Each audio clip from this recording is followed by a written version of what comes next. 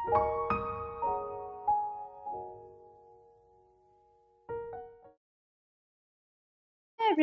Welcome to my YouTube channel the soulful diary. आज के video में हम बात करेंगे सिल्विया प्लाथ की पोम एरियल के बारे में। पोएट के बारे में हम पहले ही एक वीडियो में डिस्कस कर चुके हैं, जिसका लिंक डिस्क्रिप्शन में। आप पोम को डिस्कस करते हैं। पोम को इन डेप्थ डिस्कस करने से पहले जान लेते हैं उसके कुछ की features. Ariel by Sylvia Plath uses the imaginary thrill of a horseback ride to signify the psychological transformation the rider goes through. Ariel by Sylvia Plath describes the terror of a wild horseback ride and the mental and emotional transformation that the rider and the speaker go through as she faces death. The poem begins with the calm stasis in which nothing is happening until the horse Ariel throws herself headlong into a charge. The speaker is holding on for dear life, unable to grasp her neck. The hills and landmarks of the countryside are pouring past them. As she rides, she begins to lose pieces of herself. She's shedding her past life and stringencies and becoming something new. She's merging with Ariel and becoming the arrow that will take her to a new life. The poem ends with the two charging on into the burning sun future that awaits them. Poem को in depth discuss करते हैं। Lines 1 to 3 stasis in darkness, then the substanceless blue, pour of Thor and distances. In the first set of the poem, the reader is given a very brief description of the situation in which the speaker has found herself. While it is probable that speaker is Plath herself, it is not 100% certain. The speaker is in a place of darkness in which nothing is happening. She is in stasis, frozen in place. The readers are also waiting at the beginning of the poem for something to happen. This does not last long, as the second and third lines of the poem jump into the action. Consulting the background information and knowing that Ariel was the name of Plath's horse, the reader can understand that she is riding Ariel. The horse has suddenly bolted. All of a sudden, the substanceless blue, the undefined sky and scenery around her is flying around. She describes the pour of Thor and distances. Thor, meaning hills, is a perfect use of internal rhyming that helps to carry the piece along. The hills, sides, woods, and other landmarks are speeding by her as Ariel carries her away. 4 to 6. Quartz Linus, how one we grow, pivot of heels and knees, the furrow. Tercet gives the reader slightly more description. Flat speaker describes Ariel, the horse, as being God's lioness. This is an attempt to show the strength and power of the horse. She is a fearful being, perhaps even more so than the speaker realized a few seconds ago. The two of them, rider and horse, are merging. They are growing together as one. The speaker is only able to see flashes of the horse's movement as she attempts to cling to the neck. She sees the fast pivot of heels and knees and how Ariel propels her forward, deftly navigating the terrain. 7 to 9. Splits and passes sisters to the brown arc of the neck I cannot catch. At the start of the third tercet, the speaker is comparing the furrow or indentation made from the horse's hoofs in the ground to that of the horse's brown neck. The two are alike as sisters are. There is no time for either the speaker or the reader to analyze this fact as the narration takes us quickly into the next line in which the speaker is unable to catch hold of the brown neck of the horse. She is starting to lose the small amount of control that she has over the situation. Lines 10 to 12. Niger eye berries cast dark hooks. In the next set of lines, Plath's speaker is being catapulted past dark, or as the speaker briefly refers to them as Niger eye berries. The use of the word Niger in this context was not meant as a racial slur, but was rather used as a general descriptor of darkness.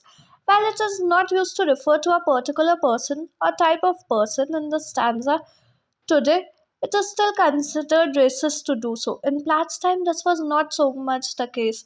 These dark berries stick in her mind. They are said to cast dark hooks into her.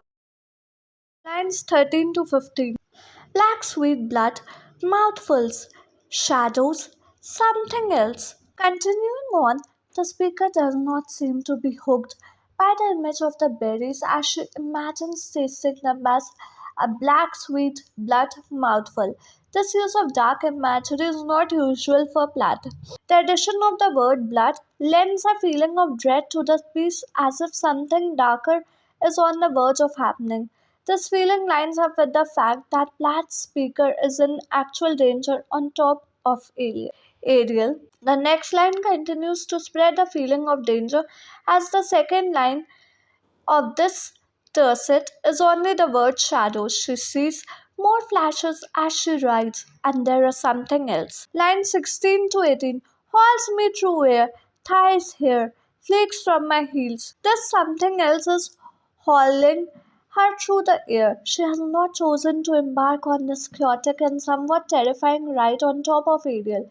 She's being hauled forced along without a choice. Once more, the speaker turns the reader's attention to the horse and describes how she is being carried along atop. Thigh hairs and below her flakes are falling from her heels. She sees the power of the horse and its ability through body parts that mirror her own to carry her wherever it wants. Additionally, as it happens, she is coming apart. Her feet, which are her form of self transportation, are falling apart. They are shedding their skins, and she's becoming something new.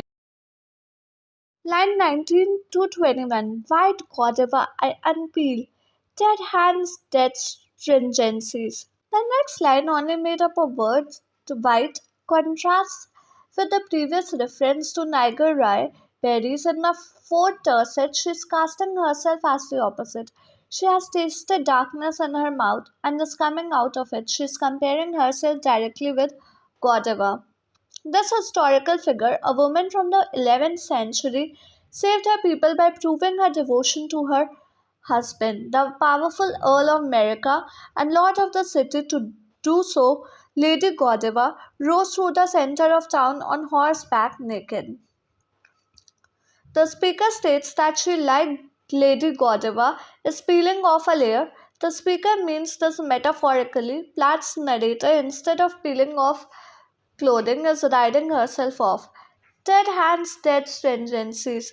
This dangerous and cleansing rite that the speaker is on is freeing her of her stringencies or the requirements of her life. She is shedding the person that she has been and is becoming someone else. Lines 22 to 24. And now I, foam to wheat, a glitter of seas, the child's cry. The poem begins to conclude as the readers come to understand that this ride on Ariel is more than just an accidental brush with disaster. It is a wake up call, an opportunity that the speaker takes to change her way of life. The change through which the speaker is going is described in the next stanza. She is changing from foam to wheat and shedding her old self. She is becoming one with the landscape. She is flying through, she is a glitter of seas. The reader receives a few additional details at the end of the poem as the speaker mentions the child's cry. Thus far, there have been no other character in this drama, so one must consider the importance of this child mentioned in such a prime spot in the narrative. 25 to 27 melts in the wall, and I am the arrow. The thoughts the speaker is having about a child's cry continue in the next tercet. She describes how the cry melts in wall. It disappears out of her consciousness. She is part of nature with no need to dwell on the past. While it is never made clear who this child is, one can assume that this child is either lost by the speaker or one for which she craves. She had shared the part of herself that is perhaps mourning this loss and is now the arrow. She's speeding so quickly through the substanceless blue. She's shooting like an arrow. The connection between herself and Ariel, the horse, has grown strong. Lines 28 to 31. The dew that flies suicidal at once with the drive. Into the red, I, the cauldron of morning. The final lines of this poem bring back the darkness that was felt in the middle. The speaker describes the ride that she is on as suicidal, from what the reader has learned about the change that the narrator is undertaking. This reference to suicide is most likely to do with the killing of a past self. Ariel is charging quickly, almost suicidally as well. Past the speaker flies the dews from the forest around them and they drive onward. Their pace is not slowing, and Ariel now the speaker are determined to get exactly where they need to be. They drive into the red eye the cauldron of morning. They are charging directly at the sun. A new day is approaching. The speaker can see a new, intense burning light at the end of her tunnel and she's heading straight for it. This is where she will find her new life. Devices alliteration. Plath uses alliteration to create a dynamic base such as heels and knees and pour of tor.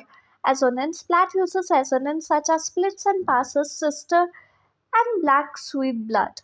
Metaphor. Plath uses metaphor to detach the poem from everyday reality and emphasize confusion. Slanted rhyme scheme. The poem has an unusual slanted rhyme scheme. Themes.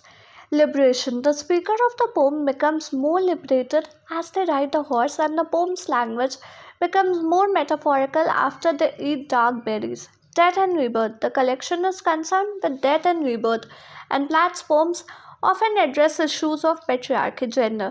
The collection explores themes of gender, mental anguish. The collection is a deeply personal look at Platt's mental anguish. Lady Godiva, the speaker's ride through darkness connects to the 11th century Anglo-Saxon legend of Lady Godiva. Ariel is a part of collection of 12 confessional poems published in 1965. The collection is considered to be deeply personal, and its themes are often linked to Platt's personal struggles, including her mental illness and the breakdown of her marriage with Ted Hughes. Thank you. I hope आज की video आपको पसंद है। कैसी लगे हमें comment करके बताएं, और हमें ये भी कमेंट करके बताएं कि आप आने वाली वीडियोस किस टॉपिक पर देखना चाहते हैं। और अगर वीडियो अच्छी लगी तो like share and subscribe to my channel. मिलते हैं कल एक और इन्फॉर्मेटिव वीडियो के साथ शाम 4 बजे। Thank you.